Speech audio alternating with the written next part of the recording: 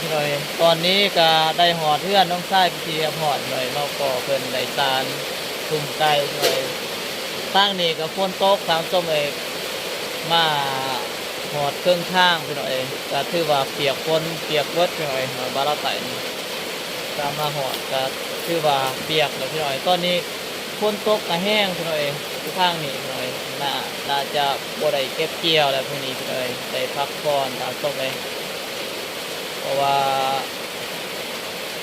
ปลาหมึกปลามั่วอยู่ทำส้มเลยมีเพิ่นกับการกลุ่มไก่มาเพื่อนเพิ่นปฏิหอยแล้วเป็นไงแต่ว่าน่าจะบ่ได้เกี่ยวเขาซวยเพิ่นได้เป็นไงมื้อนี้คือว่ามีคนตกลงมาอยู่บ่อยู่บ่เศร้าช่วงนี้ก็ยังตกเลยเป็นไงแห้งขึ้นกว่าเก่าทางส้มเลย